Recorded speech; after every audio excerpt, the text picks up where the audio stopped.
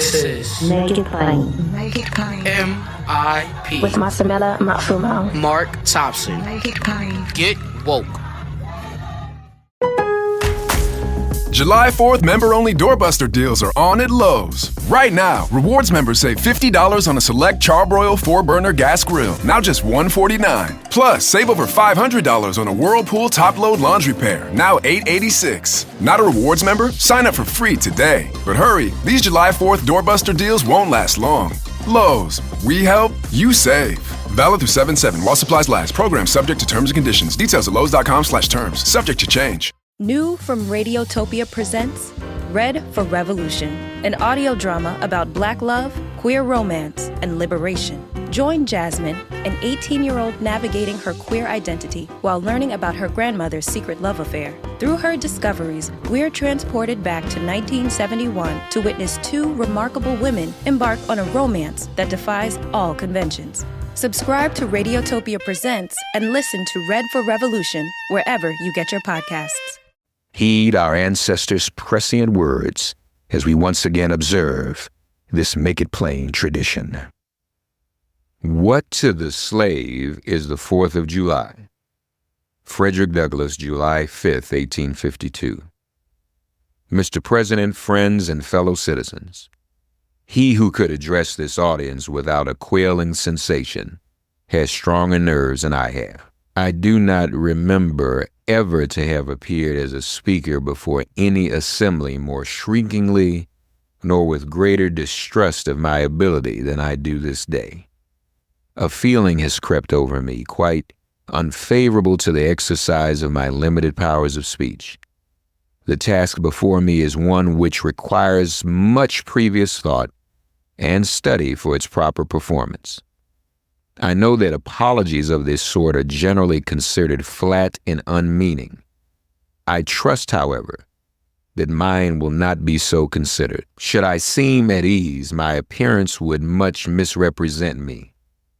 The little experience I have had in addressing public meetings in country schoolhouses avails me nothing on the present occasion. The papers and placards say that I am to deliver a 4th of July oration. This certainly sounds large and out of the common way, for it is true that I have often had the privilege to speak in this beautiful hall and to address many who now honor me with their presence. But neither their familiar faces nor the perfect gauge I think I have of Corinthian Hall seems to free me from embarrassment. The fact is, ladies and gentlemen, the distance between this platform and the slave plantation from which I escaped is considerable, and the difficulties to be overcome in getting from the latter to the former are by no means slight. That I am here today is to me a matter of astonishment as well as of gratitude. You will not, therefore, be surprised if in what I have to say I evince no elaborate preparation nor grace my speech with any high-sounding exordium. With little experience and with less learning, I have been able to throw my thoughts hastily and imperfectly together, and trusting to your patient and generous indulgence, I will proceed to lay them before you. This, for the purpose of this celebration, is the 4th of July. It is the birthday of your national independence and of your political freedom. This to you is what the Passover was to the emancipated people of God. It carries your minds back to the day and to the act of your great deliverance, and to the signs and to the wonders associated with that act and that day. This celebration also marks the beginning of another year of your national life, and reminds you that the Republic of America is now 76 years old. I am glad, fellow citizens, that your nation is so young. 76 years, though, a good old age for a man, is but a mere speck in the life of a nation. 70 years and 10 is the allotted time for individual men, but nations number their years by thousands. According to this fact, you are even now only in the beginning of your national career, still lingering in the period of childhood. I repeat, I am glad this is so. There is hope in the thought, and hope is much needed under the dark clouds which lower above the horizon. The eye of the reformer is met with angry flashes, portending disastrous times, but his heart may well beat lighter at the thought that America is young and that she is still in the impressible stage of her existence. May he not hope that high lessons of wisdom, of justice, and of truth will yet give direction to her destiny? Were the nation older, the patriot's heart might be sadder, and the reformer's brow heavier. Its future might be shrouded in gloom, and the hope of its prophets go out in sorrow. There is consolation in the thought that America is young. Great streams are not easily turned from channels worn deep in the course of ages. They may sometimes rise in quiet and stately majesty and inundate the land, refreshing and fertilizing the earth with their mysterious properties. They may also rise in wrath and fury, and bear away on their angry waves the accumulated wealth of years of toil and hardship. They, however, gradually flow back to the same old channel and flow on as serenely as ever. But while the river may not be turned aside, it may dry up and leave nothing behind but the withered branch and the unsightly rock to howl in the abyss-sweeping wind, the sad tale of departed glory. As with rivers, so with nations. Fellow citizens, I shall not presume to dwell at length on the associations that cluster about this day. The simple story of it is that 76 years ago, the people of this country were British subjects. The style and title of your sovereign people, in which you now glory, was not then born. You were under the British crown. Your fathers esteemed the English government as the home government, and England as the fatherland. This home government, you know, although a considerable distance from your home, did, in the exercise of its parental prerogatives, impose upon its colonial children such restraints, burdens, and limitations as, in its mature judgment, it deemed wise, right, and proper. But your fathers, who had not adopted the fashionable idea of this day, of the infallibility of government and the absolute character of its acts, presumed to differ from the home government in respect to the wisdom and the justice of some of those burdens and restraints. They went so far in their excitement as to pronounce the measures of government unjust, unreasonable, and oppressive, and altogether such as ought not to be quietly submitted to. I scarcely need say, fellow citizens, that my opinion of those measures fully accords with that of your fathers. Such a declaration of agreement on my part would not be worth much to anybody. It would certainly prove nothing as to what part I might have taken had I lived during the great controversy of 1776. To say now that America was right and England wrong is exceedingly easy. Everybody can say it. The dastard, not less than the noble brave, can flippantly descant on the tyranny of England towards the American colonies. It is fashionable to do so. But there was a time when to pronounce against England and in favor of the cause of the colonies tried men's souls. They who did so were accounted in their day plotters of mischief, agitators, and rebels, dangerous men. To side with the right against the wrong, with the weak against the strong, and with the oppressed against the oppressor. Here lies the merit and the one which of all others seems unfashionable in our day. The cause of liberty may be stabbed by the men who glory in the deeds of your fathers, but to proceed, feeling themselves harshly and unjustly treated by the home government, your fathers, like men of honesty and men of spirit, earnestly sought redress. They petitioned and remonstrated. They did so in a decorous, respectful, and loyal manner. Their conduct was wholly unexceptionable. This, however, did not answer the purpose. They saw themselves treated with sovereign indifference, coldness, and scorn. Yet they persevered. They were not the men to look back. As the sheet anchor takes a firmer hold when the ship is tossed by the storm, so did the cause of your fathers grow stronger as it breasted the chilling blasts of kingly displeasure. The greatest and best of British statesmen admitted its justice, and the loftiest eloquence of the British Senate came to its support. But with that blindness, which seems to be the unvarying characteristic of tyrants, since Pharaoh and his hosts were drowned in the Red Sea, the British government persisted in the exactions complained of. The madness of this course, we believe, is admitted now even by England, but we fear the lesson is wholly lost on our present ruler. Oppression makes a wise man mad. Your fathers were wise men, and if they did not go mad, they became restive under this treatment. They felt themselves the victims of grievous wrongs, wholly incurable in their colonial capacity. With brave men, there is always a remedy for oppression.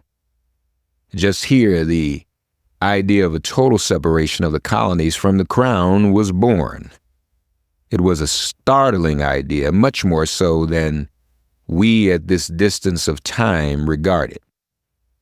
The timid and the prudent, as has been intimated, of that day were of course shocked and alarmed by it. Such people lived then, had lived before, and will probably ever have a place on this planet. And their course in respect to any great change, no matter how great the good to be attained or the wrong to be redressed by it, may be calculated with as much precision as can be the course of the stars. They hate all changes, but silver, gold, and copper change. Of this sort of change, they are always strongly in favor. These people were called Tories in the days of your fathers, and the appellation probably conveyed the same idea that is meant by a more modern, though a somewhat less euphonious term, which we often find in our papers, applied to some of our old politicians.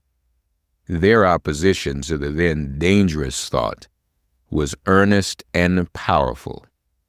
But amid all their terror and affrighted vociferations against it, the alarming and revolutionary idea moved on, and the country with it. On the 2nd of July, 1776, the old Continental Congress, to the dismay of the lovers of ease and the worshippers of property, clothed that dreadful idea with all the authority of national sanction. They did so in the form of a resolution, and as we seldom hit upon resolutions drawn up in our day whose transparency is at all equal to this, it may refresh your minds and help my story if I read it. Resolve that these united colonies are and of right ought to be free and independent states, that they are absolved from all allegiance to the British Crown, and that all political connection between them and the state of Great Britain is and ought to be dissolved. Citizens, your fathers made good that resolution. They succeeded, and today you reap the fruits of their success. The freedom gained is yours, and you therefore may properly celebrate this anniversary. The 4th of July is the first great fact in your nation's history, the very ring bolt in the chain of your yet undeveloped destiny. Pride and patriotism, not less than gratitude, prompt you to celebrate and to hold it in perpetual remembrance. I have said that the Declaration of Independence is the ring bolt to the chain of your nation's destiny. So indeed I regard it. The principles contained in that instrument are saving principles. Stand by those principles, be true to them on all occasions and in all places, against all foes and at whatever cost. From the round top of your ship of state, dark and threatening clouds may be seen. Heavy billows like mountains in the distance disclose to the leeward huge forms of flinty rocks. That bolt drawn, that chain broken, and all is lost. Cling to this day, cling to it, and to its principles, with the grasp of a storm-tossed mariner to a spar at midnight. The coming into being of any nation, in any circumstances, is an interesting event. But besides general considerations, there were peculiar circumstances which make the advent of this republic an event of special attractiveness. The whole scene, as I look back to it, was simple, dignified, and sublime. The population of the country at the time stood at the insignificant number of 3 millions. The country was poor in the munitions of war. The population was weak and scattered, and the country a wilderness unsubdued. There were then no means of concert and combination such as exists now. Neither steam nor lightning had then been reduced to order and discipline. From the Potomac to the Delaware was a journey of many days. Under these and innumerable other disadvantages, your fathers declared for liberty and independence and triumphed. Fellow citizens, I am not wanting in respect for the fathers of this republic. The signers of the Declaration of Independence were brave men. They were great men, too, great enough to give fame to a great age. It does not often happen to a nation to raise at one time such a number of truly great men. The point from which I am compelled to view them is not certainly the most favorable, and yet I cannot contemplate their great deeds with less than admiration. They were statesmen, patriots, and heroes, and for the good they did and the principles they contended for, I will unite with you to honor their memory. They loved the country better than their own private interests, and though this is not the highest form of human excellence, all will concede that it is a rare virtue, and that when it is exhibited, it ought to command respect. He who will intelligently lay down his life for his country is a man whom it is not in human nature to despise. Your fathers staked their lives, their fortunes, and their sacred honor on the cause of their country and their admiration of liberty. They lost sight of all other interests. They were peace men, but they preferred revolution to peaceful submission to bondage. They were quiet men, but they did not shrink from agitating against oppression. They showed forbearance, but that they knew its limits. They believed in order, but not in the order of tyranny. With them, justice, liberty, and humanity were final, not slavery and oppression. You may well cherish the memory of such men. They were great in their day and generation. Their solid manhood stands out the more as we contrast it with these degenerate times. How circumspect, exact, and proportionate were all their movements. How unlike the politicians of an hour. Their statesmanship looked beyond the passing moment and stretched away in strength into the distant future. They seized upon eternal principles and set a glorious example in their defense. Mark them, fully appreciating the hardship to be encountered, firmly believing in the right of their cause, honorably inviting the scrutiny of an onlooking world, reverently appealing to heaven to attest their sincerity, soundly comprehending the solemn responsibility they were about to assume, wisely measuring the terrible odds against them. Your fathers, the fathers of this republic, did most deliberately, under the inspiration of a glorious patriotism and with a sublime faith in the great principles of justice and freedom, lay deep the cornerstone of the national superstructure, which has risen and still rises in grandeur around you. Of this fundamental work, this day is the anniversary. Our eyes are met with demonstrations of joyous enthusiasm. Banners and pennants wave exultingly on the breeze. The din of business, too, is hushed. Even Mammon seems to have quitted his grasp on this day. The ear-piercing fife and the stirring drum unite their accents with the ascending peal of 1,000 church bells. Prayers are made, hymns are sung, and sermons are preached in honor of this day, while the quick martial tramp of a great multitudinous nation, echoed back by all the hills, valleys, and mountains of a vast continent, bespeak the occasion one of thrilling and universal interests, nation's jubilee. Friends and citizens, I need not enter further into the causes which led to this anniversary. Many of you understand them better than I do. You can instruct me in regard to them. That is a branch of knowledge in which you feel perhaps a much deeper interest than your speaker.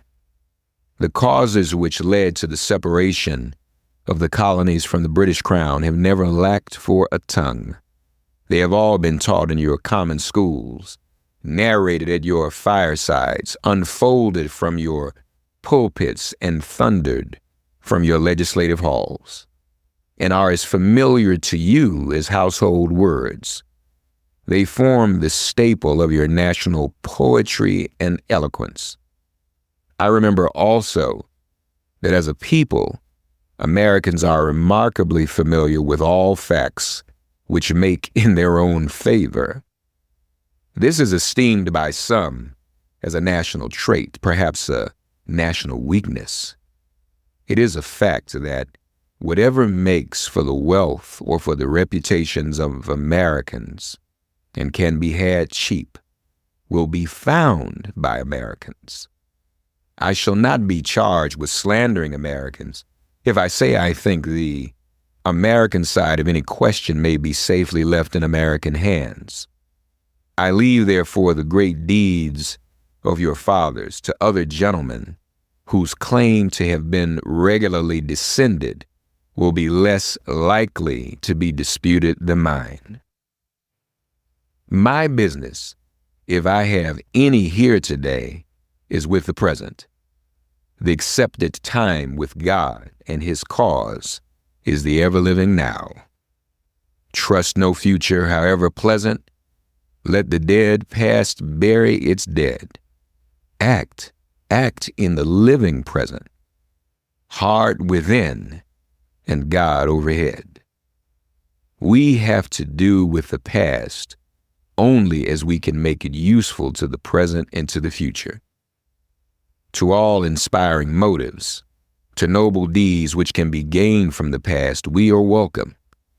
But now is the time, the important time. Your fathers have lived, died, and have done their work, and have done much of it well. You live and must die, and you must do your work.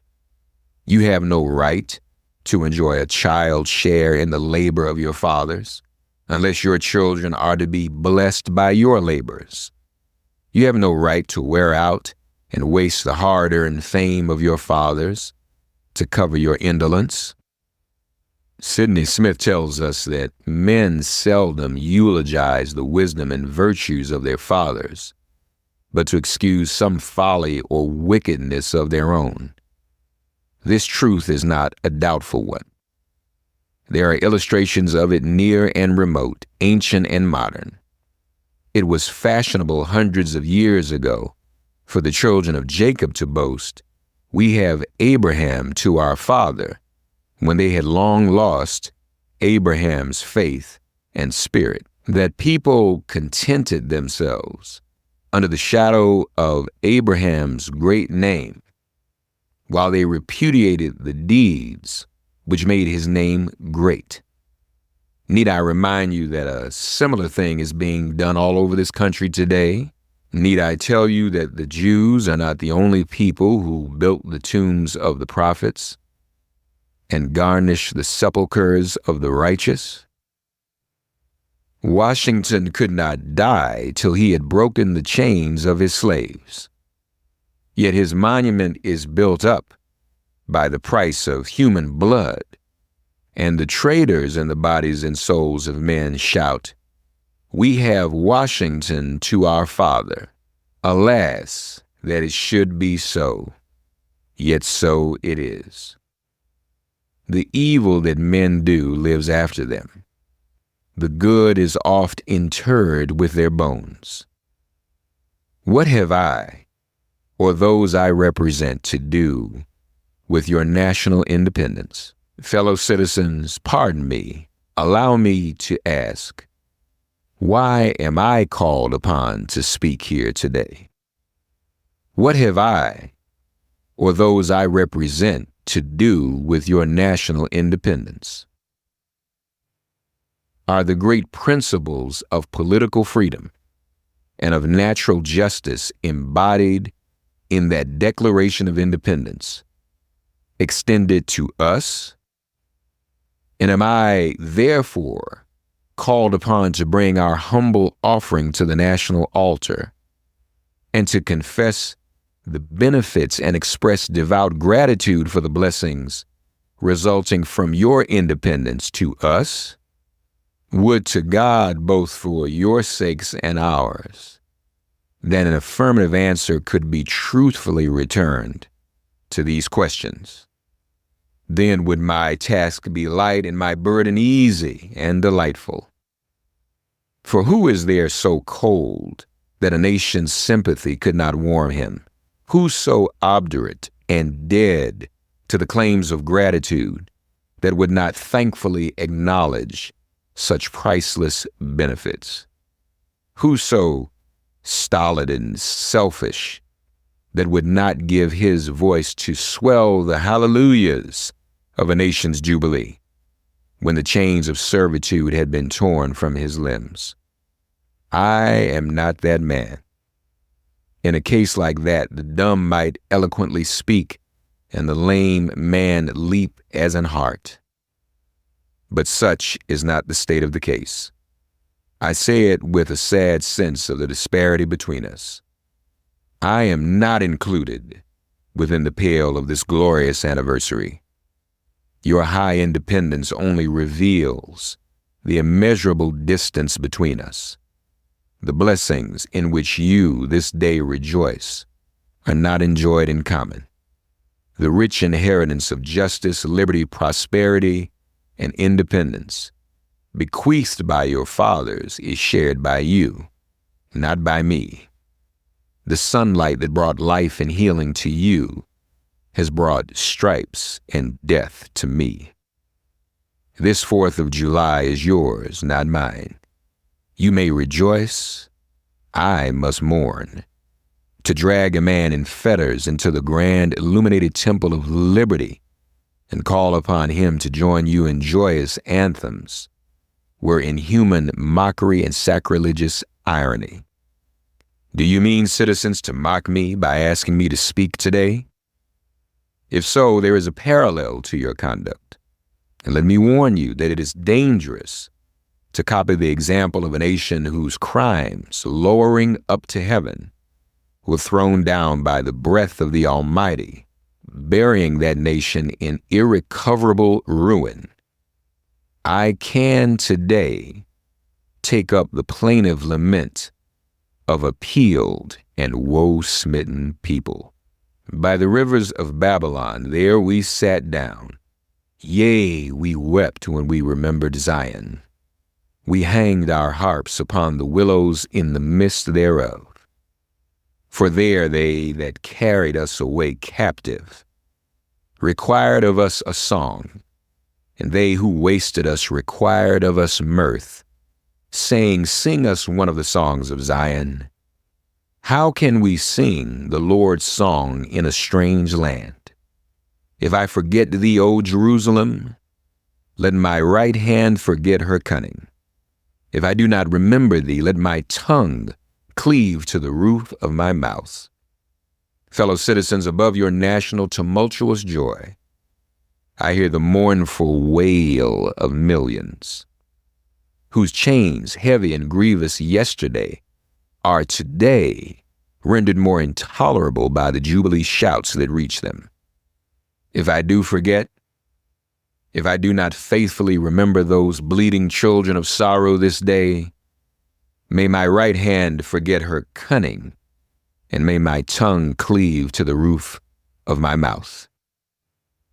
To forget them, to pass lightly over their wrongs, and to chime in with the popular theme would be treason most scandalous and shocking, and would make me a reproach before God and the world. My subject then, fellow citizens, is American slavery. I shall see this day and its popular characteristics from the slave's point of view. Standing there identified with the American bondman, making his wrongs mine, I do not hesitate to declare with all my soul that the character and conduct of this nation never looked blacker to me than on this 4th of July. Whether we turn to the declarations of the past or to the professions of the present, the conduct of the nation seems equally hideous and revolting. America is false to the past, false to the present, and solemnly binds herself to be false to the future. Standing with God and the crushed and bleeding slave on this occasion, I will, in the name of humanity, which is outraged, in the name of liberty, which is fettered, in the name of the Constitution and the Bible, which are disregarded and trampled upon, dare to call in question and to denounce with all the emphasis I can command everything that serves to perpetuate slavery, the great sin and shame of America. I will not equivocate. I will not excuse. I will use the severest language I can command, and yet not one word shall escape me that any man whose judgment is not blinded by prejudice or who is not at heart a slaveholder shall not confess to be right and just. But I fancy I hear some one of my audience say it is just in this circumstance that you and your brother abolitionists fail to make a favorable impression on the public mind. Would you argue more and denounce less? Would you persuade more and rebuke less? Your cause would be much more likely to succeed. But I submit, where all is plain, there is nothing to be argued. What point in the anti-slavery creed would you have me argue? On what branch of the subject do the people of this country need light? Must I undertake to prove that the slave is a man? That point is conceded already. Nobody doubts it. The slaveholders themselves acknowledge it in the enactment of laws for their government. They acknowledge it when they punish disobedience on the part of the slave. There are 72 crimes in the state of Virginia, which, if committed by a black man, no matter how ignorant he be, subject him to the punishment of death, while only 2 of the same crimes will subject a white man to the like punishment. What is this but the acknowledgement that the slave is a moral, intellectual, and responsible being? The manhood of the slave is conceded.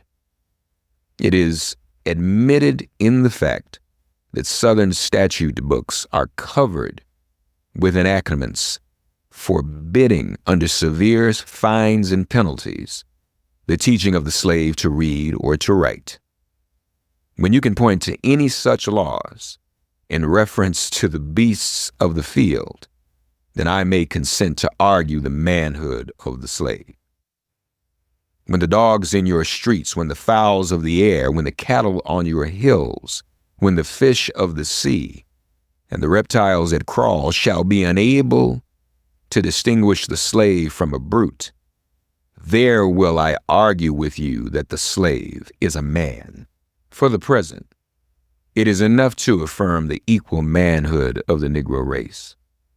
Is it not astonishing that while we are plowing, planting, and reaping, using all kinds of mechanical tools, erecting houses, constructing bridges, building ships, working in metals of brass, iron, copper, silver, and gold, that while we are reading, writing, and ciphering, acting as clerks, merchants, and secretaries, having among us lawyers, doctors, ministers, poets, authors, editors, orators, and teachers, that while we are engaged in all manner of enterprises common to other men, digging gold in California, capturing the whale in the Pacific, feeding sheep and cattle on the hillside, living, moving, acting, thinking, planning, living in families as husbands, wives, and children, and above all confessing and worshiping the Christian's God,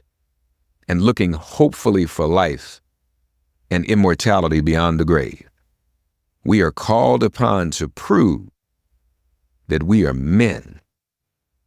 Would you have me argue that man is entitled to liberty, that he is the rightful owner of his own body?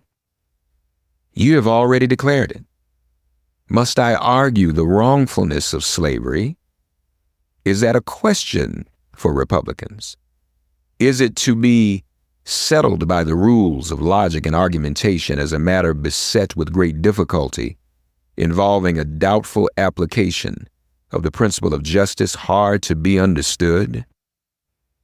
How should I look to today, in the presence of Americans, dividing and subdividing a discourse to show that men have a natural right to freedom, speaking of it relatively and positively, negatively and affirmatively? To do so would be to make myself ridiculous and to offer an insult to your understanding. There is not a man beneath the canopy of heaven that does not know that slavery is wrong for him. What am I to argue that it is wrong to make men brutes, to rob them of their liberty, to work them without wages, to keep them ignorant of their relations to their fellow men, to beat them with sticks, to flay their flesh with the lash, to load their limbs with irons, to hunt them with dogs, to sell them at auction, to sunder their families, to knock out their teeth, to burn their flesh, to starve them into obedience and submission to their masters? Must I argue that a system thus marked with blood and stained with pollution is wrong? No, I will not. I have better employments for my time and strength than such arguments would imply. What, then, remains to be argued? Is it that slavery is not divine, that God did not establish it, that our doctors of divinity are mistaken? There's blasphemy in the thought. That which is inhuman cannot be divine. Who can reason on such a proposition? They that can may, I cannot. The time for such argument is past. At a time like this, scorching irony, not convincing argument, is needed. Oh, had I the ability, and could I reach the nation's ear, I would today pour out a fiery stream of biting ridicule, blasting reproach, withering sarcasm, and stern rebuke. For it is not light that is needed, but fire. It is not the gentle shower, but thunder. We need the storm, the whirlwind, and the earthquake. The feeling of the nation must be quickened. The conscience of the nation must be roused. The propriety of the nation must be startled. The hypocrisy of the nation must be exposed. And its crimes against God and man must be proclaimed and denounced. What, to the American slave, is your 4th of July? I answer, a day that reveals to him more than all other days in the year the gross injustice and cruelty to which he is the constant victim. To him, your celebration is a sham. Your boasted liberty and unholy license, your national greatness swelling vanity, your sounds of rejoicing are empty and heartless. Your denunciations of tyrants, brass-fronted impudence, your shouts of liberty and equality, hollow mockery, your prayers and hymns, your sermons and thanksgivings, with all your religious parade and solemnity, are to him mere bombast, fraud, deception, impiety, and hypocrisy. A thin veil to cover up crimes which would disgrace a nation of savages. There is not a nation on the earth guilty of practices more shocking and bloody than are the people of these United States at this very hour. Go where you may, search where you will, roam through all the monarchies and despotisms of the old world. Travel through South America, search out every abuse, and when you have found the last, lay your facts by the side of the everyday practices of this nation, and you will say with me that for revolting barbarity and shameless hypocrisy, America reigns without a rival. Take the American slave trade, which we are told by the papers is especially prosperous just now. Ex-Senator Benton tells us that the price of men was never higher than now. He mentions the fact to show that slavery is in no danger. This trade is one of the peculiarities of American institutions. It is carried on in all the large towns and cities in one half of this Confederacy, and millions are pocketed every year by dealers in this horrid traffic. In several states, this trade is a chief source of wealth.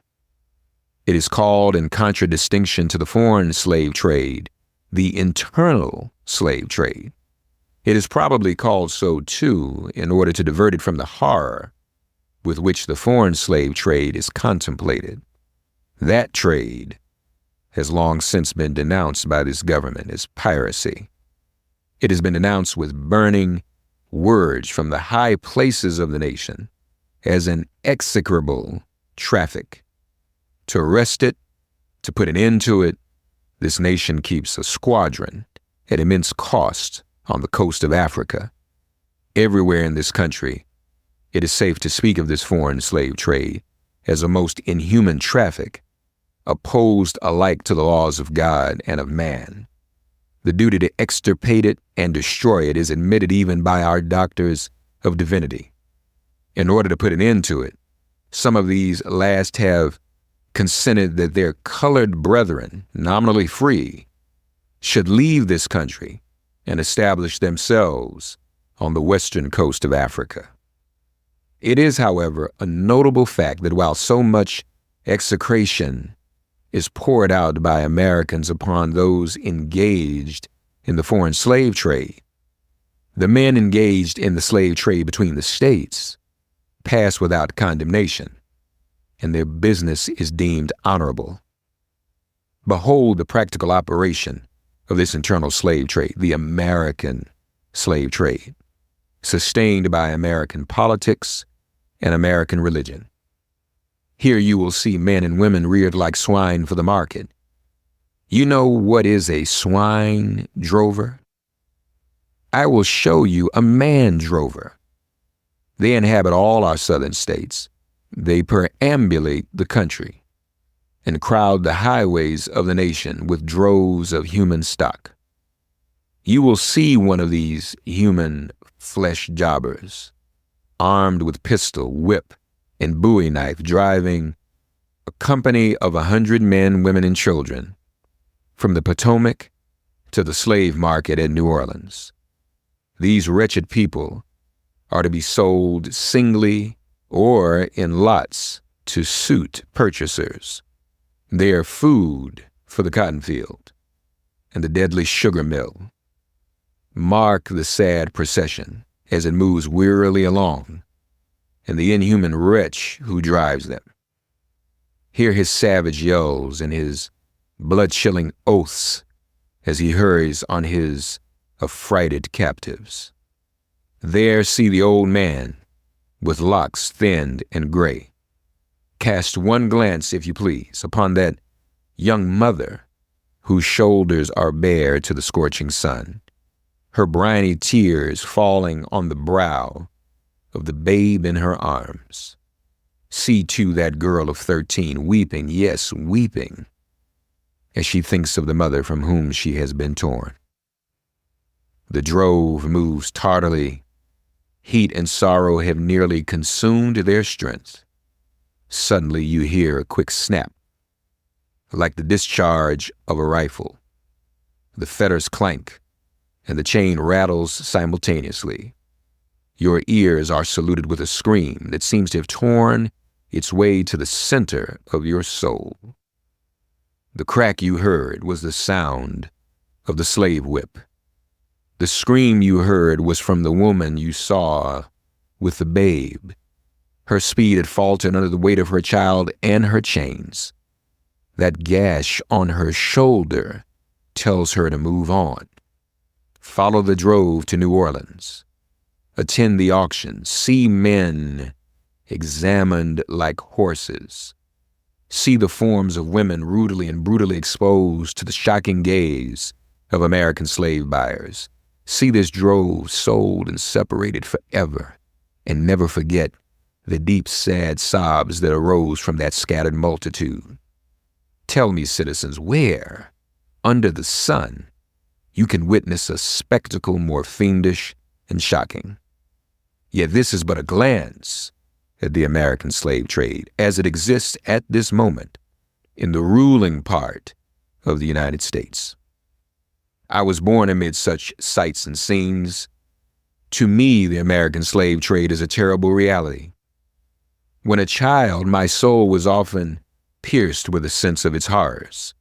I lived on Philpott Street, Fells Point, Baltimore, and have watched from the wharves the slave ships in the basin anchored from the shore with their cargoes of human flesh, waiting for favorable winds to waft them down the Chesapeake. There was at that time a grand slave mart kept at the head of Pratt Street by Austin Woolfolk. His agents were sent into every town and county in Maryland, announcing their arrival through the papers and on flaming handbills, headed "Cash for Negroes." These men were generally well-dressed men and very captivating in their manners, ever ready to drink, to treat, and to gamble.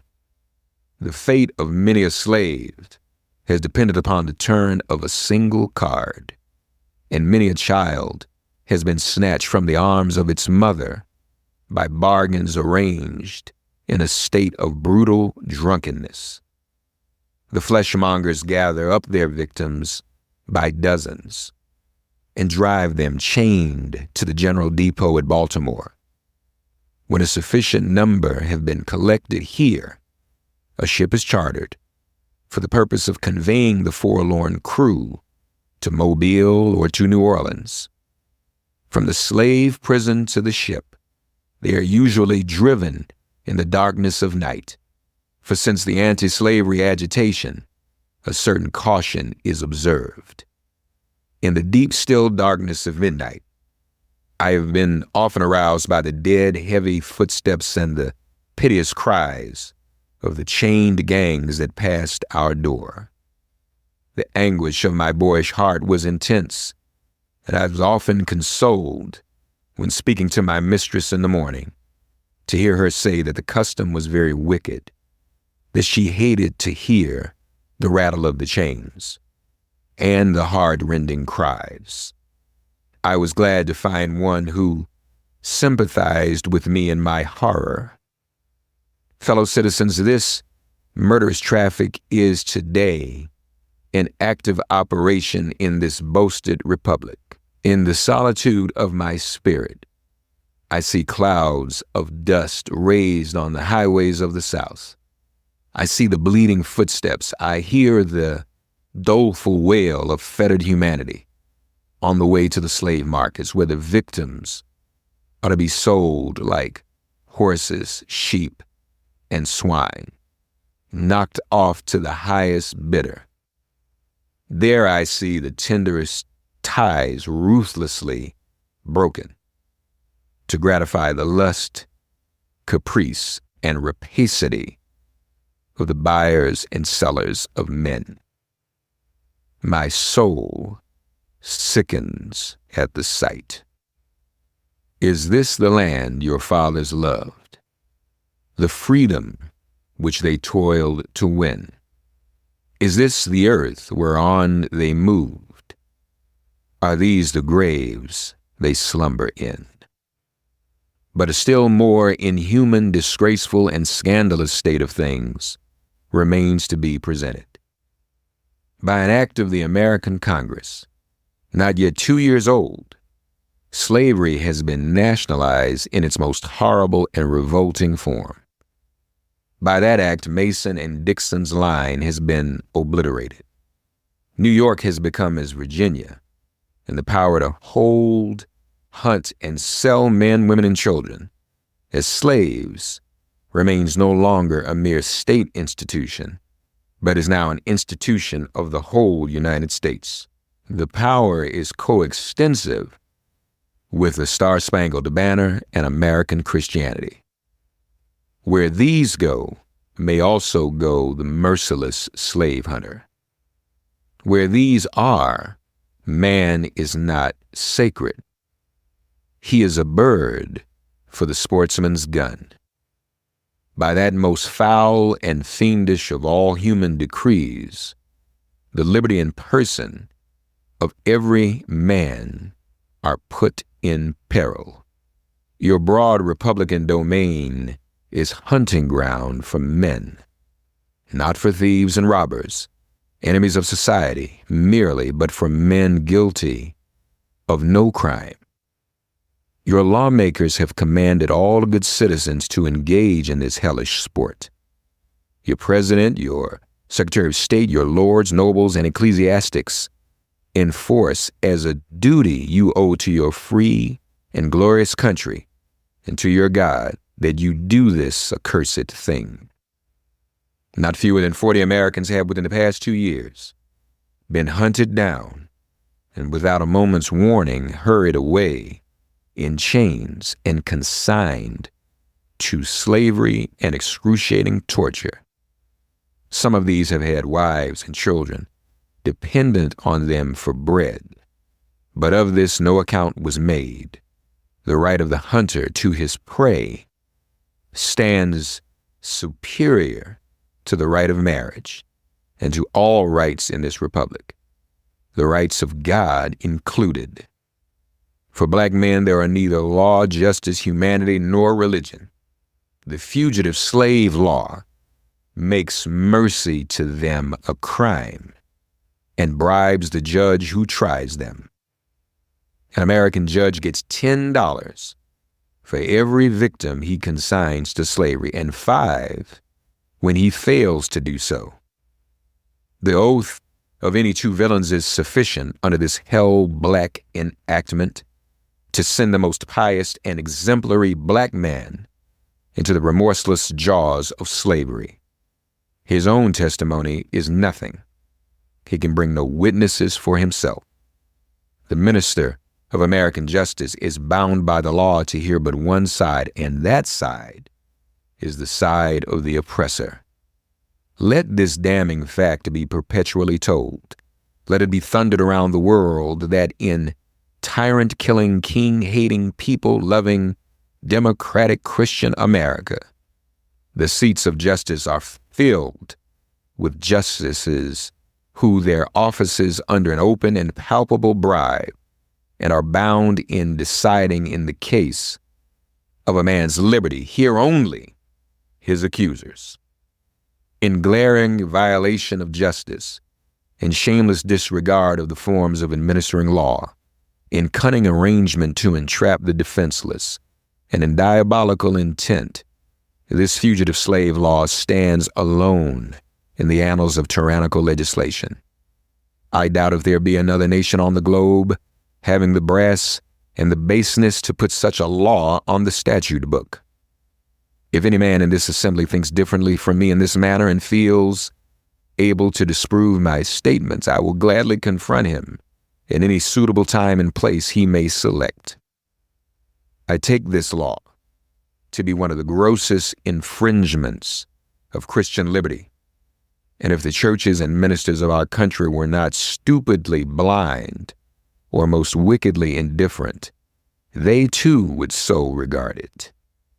At the very moment that they are thanking God for the enjoyment of civil and religious liberty and for the right to worship God according to the dictates of their own consciences, they are utterly silent in response to a law which robs religion of its chief significance and makes it utterly worthless to a world lying in wickedness.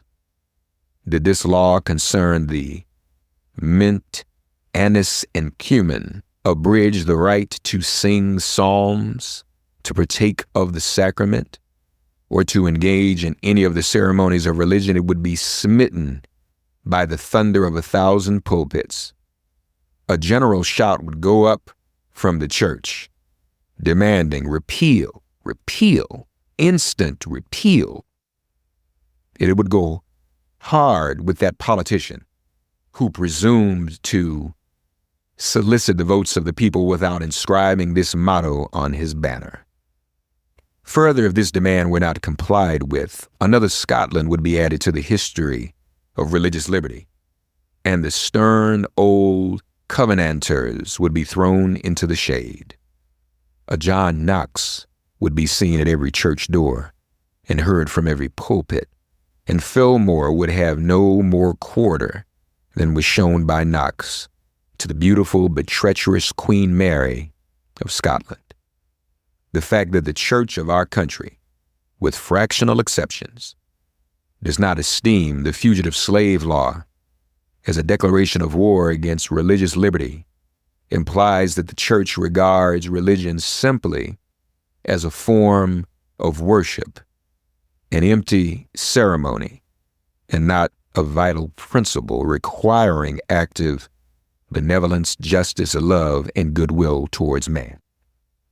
It esteems sacrifice above mercy, psalm singing above right doing, solemn meetings above practical righteousness, a worship that can be conducted by persons who refuse to give shelter to the houseless, to give bread to the hungry, clothing to the naked, and who enjoin obedience to a law forbidding these acts of mercy, is a curse, not a blessing to mankind.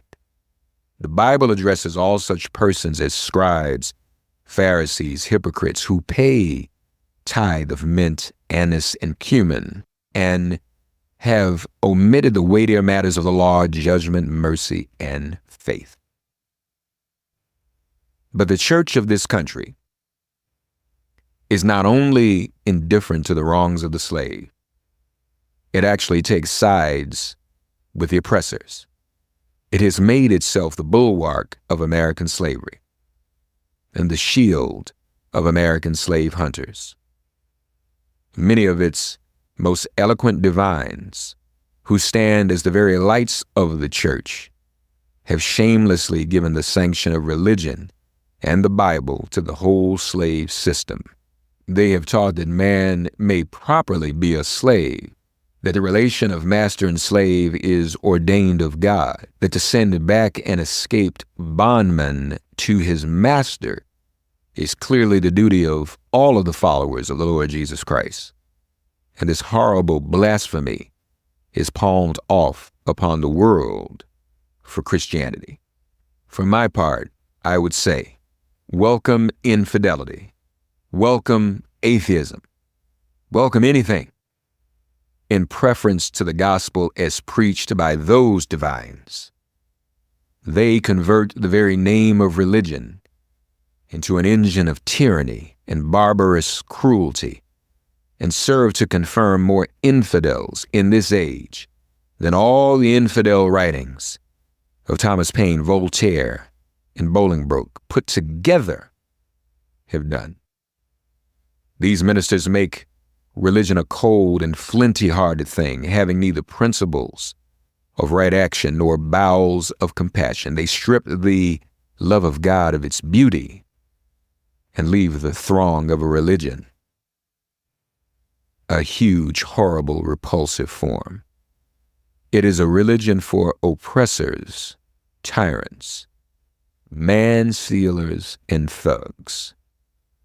It is not that pure and undefiled religion which is from above and which is first pure, then peaceable, easy to be entreated, full of mercy and good fruits, without partiality and without hypocrisy, but a religion which favors the rich against the poor, which exalts the proud above the humble, which divides mankind into two classes, tyrants and slaves, which says to the man in chains, stay there, and to the oppressor, oppress on.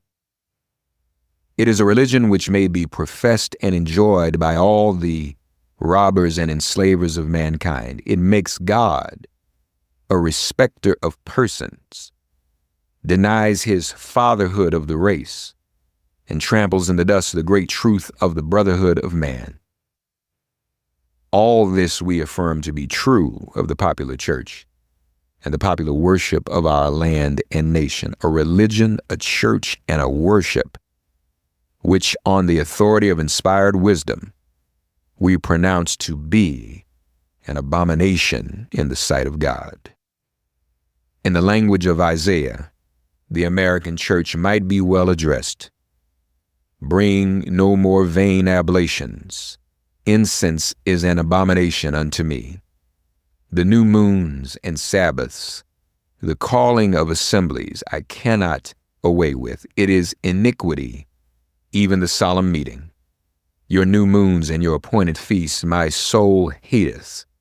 They are a trouble to me. I am weary to bear them. And when ye spread forth your hands, I will hide mine eyes from you. Yea, when ye make many prayers, I will not hear. Your hands are full of blood. Cease to do evil. Learn to do well. Seek judgment. Relieve the oppressed. Judge for the fatherless. Plead for the widow. The American church is guilty when viewed in connection with what it is doing to uphold slavery, but it is superlatively guilty when viewed in connection with its ability to abolish slavery. The sin of which it is guilty is one of omission, as well as one of commission. Albert Barnes but uttered what the common sense of every man at all observant of the actual state of the case will receive as truth, when he declared that there is no power out of the church that could sustain slavery an hour if it were not sustained in it. Let the religious press, the pulpit, the Sunday school, the conference meeting, the great ecclesiastical, missionary, Bible, and tract associations of the land array their immense powers against slavery and slaveholding, and the whole system of crime and blood would be scattered to the winds. and that they do not do this involves them in the most awful responsibility of which the mind can conceive. In prosecuting the anti-slavery enterprise, we have been asked to spare the church, to spare the ministry. But how, we ask, could such a thing be done?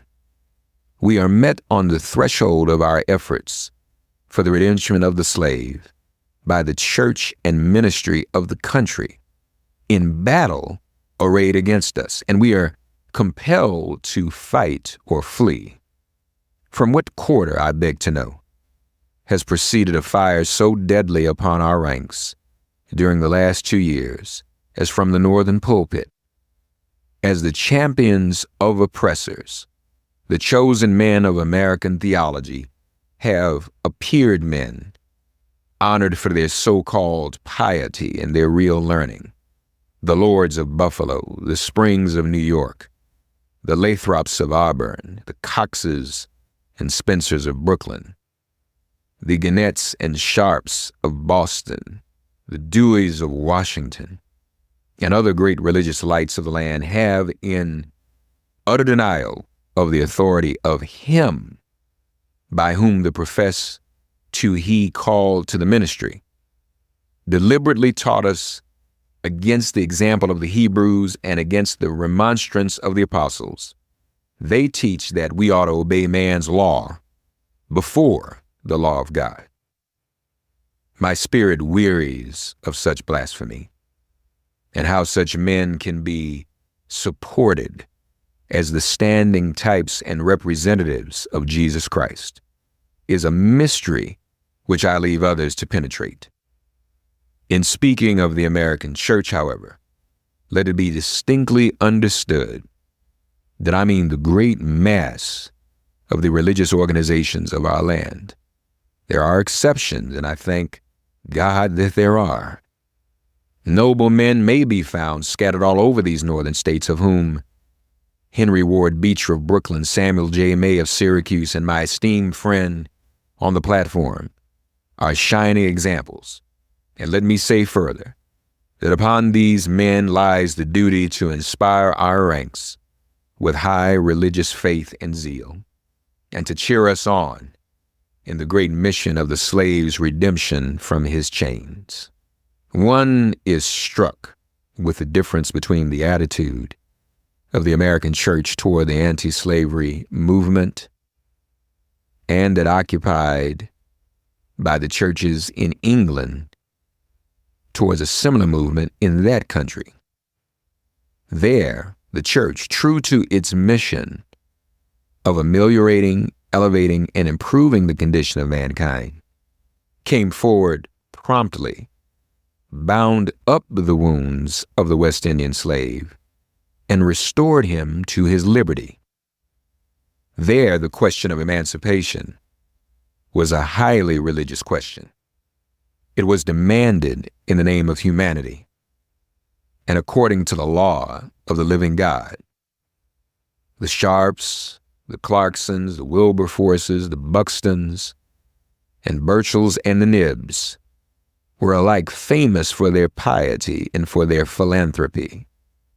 The anti-slavery movement there was not an anti-church movement, for the reason that the church took its full share in prosecuting that movement.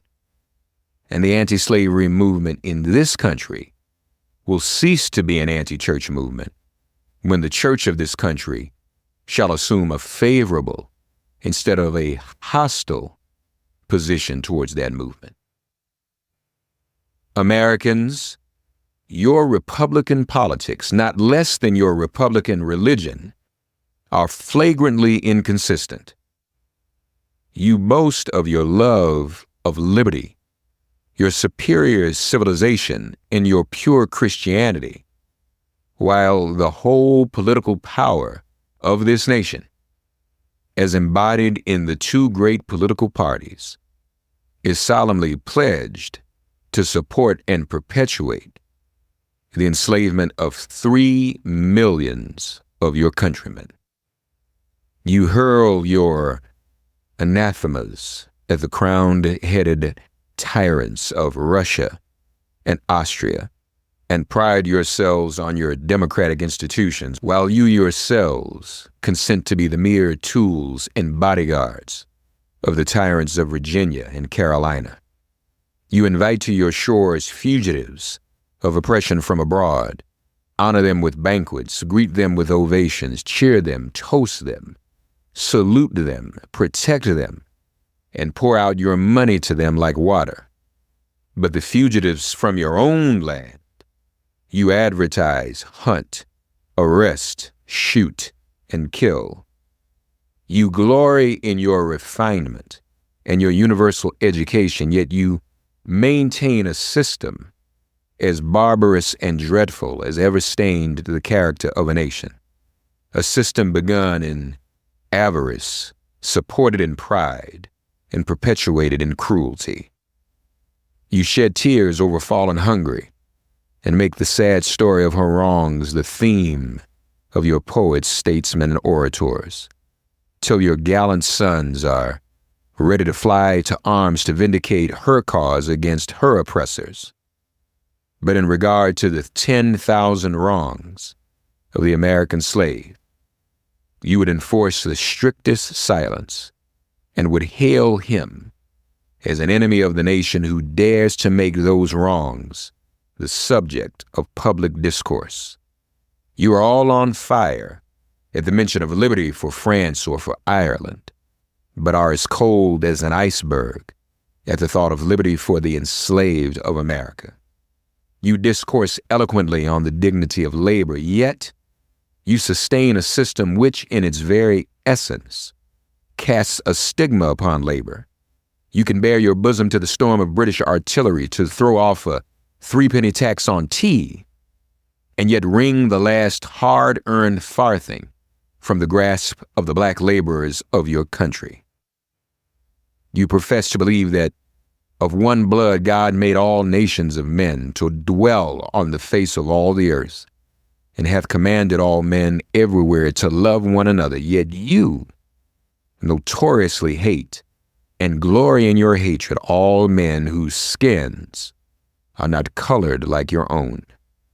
You declare before the world, and are understood by the world to declare that you hold these truths to be self-evident, that all men are created equal and are endowed by their Creator with certain inalienable rights, and that among these are life, liberty, and the pursuit of happiness, and yet you hold securely in a bondage which, according to your own Thomas Jefferson, is worse than ages of that which your fathers rose in a rebellion to oppose. A seventh part of the inhabitants of your country. Fellow citizens, I will not enlarge further on your national inconsistencies. The existence of slavery in this country brands your republicanism as a sham, your humanity as a base pretense, and your Christianity as a lie. It destroys your moral power abroad. It corrupts your politicians at home. It saps the foundation of religion. It makes your name a hissing and a byword to a mocking earth. It is the antagonistic force in your government, the only thing that seriously disturbs and endangers your union. It fetters your progress. It is the enemy of improvement, the deadly foe of education. It fosters pride. It breeds insolence. It promotes vice. It shelters crime. It is a curse to the earth that supports it, and yet you cling to it as if it were the sheet anchor of all your hopes. Oh, be warned, be warned. A horrible reptile is coiled up in your nation's bosom. The venomous creature is nursing at the tender breast of your youthful republic. For the love of God, tear away and fling from you the hideous monster, and let the weight of 20 millions crush and destroy it forever. But it is answered in reply to all this that precisely what I have now denounced is in fact guaranteed and sanctioned by the Constitution of the United States, that the right to hold and to hunt slaves is a part of that Constitution framed by the illustrious fathers of this republic, then I dare to affirm, notwithstanding all I have said before, your fathers stooped, baselessly stooped, to palter with us in a double sense and keep the word of promise to the ear, but break it to the heart. And instead of being the honest men I have before declared them to be, they were the veriest impostors that ever practiced on mankind. This is the inevitable conclusion, and from it there is no escape. But I differ from those who charge this baseness on the framers of the Constitution of the United States. It is a slander upon their memory, at least so I believe. There is not time now to argue the constitutional question at length, nor have I the ability to discuss it as it ought to be discussed. The subject has been handled with masterly power by Lysander Spooner, Esquire, by William Goodell, by Samuel E. Sewell, Esquire, and last, though not least, by Garrett Smith, Esquire. These gentlemen have, as I think, fully and clearly vindicated the Constitution from any design to support slavery for an hour. Fellow citizens, there is no matter in respect to which the people of the North have allowed themselves to be so ruinously imposed upon as that of the pro-slavery character of the Constitution. In that instrument, I hold there is neither warrant, license, nor sanction of the hateful thing. But interpreted as it ought to be interpreted, the Constitution is a glorious liberty document. Read its preamble. Consider its purposes. Is slavery among them? Is it at the gateway, or is it in the temple? It is neither. While I do not intend to argue this question on this present occasion, let me ask if it be not somewhat singular that if the Constitution were intended to be, by its framers and adopters, a slave-holding instrument, why neither slavery, slaveholding, nor slave can anywhere be found in it. What would be thought of an instrument legally drawn up, for the purpose of entitling the city of Rochester here to a tract of land in which no mention of land was made?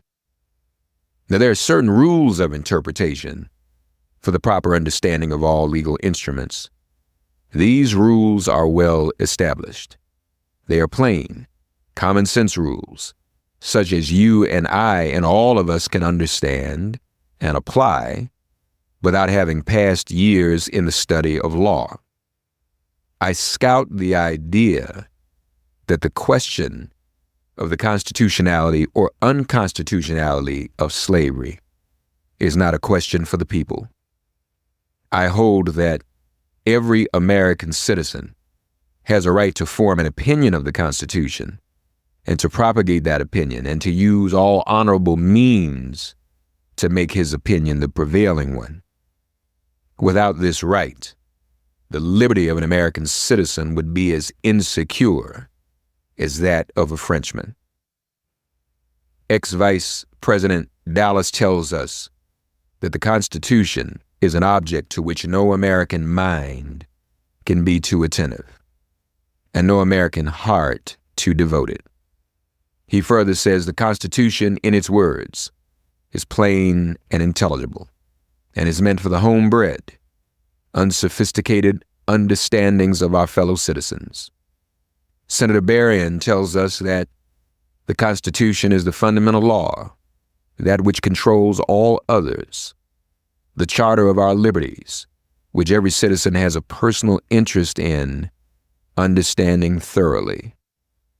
The testimony of Senator Breese, Lewis Cass, and many others that might be named, who are everywhere esteemed as sound lawyers, so regard the Constitution.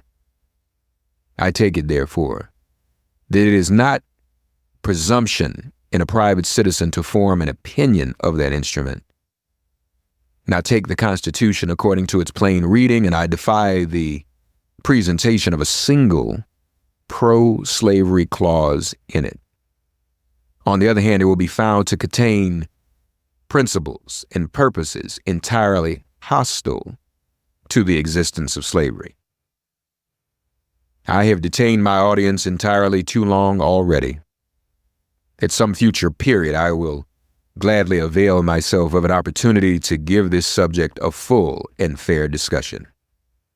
Allow me to say in conclusion, notwithstanding the dark picture I have this day presented of the state of the nation, I do not despair of this country.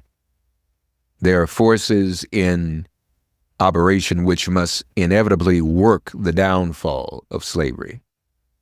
The arm of the Lord is not shortened, and the doom of slavery is certain. I therefore leave off where I began, with hope, while drawing encouragement from the Declaration of Independence, the great principles it contains, and the genius of American institutions. My spirit is also cheered by the obvious tendencies of the age. Nations do not now stand in the same relation to each other that they did ages ago. No nation can now shut itself up from the surrounding world and trot around in the same old path of its fathers without interference. The time was when such could be done. Long-established customs of hurtful character could formerly fence themselves in and do their evil work with social impunity. Knowledge was then confined and enjoyed by the privileged few, and the multitude walked in on mental darkness.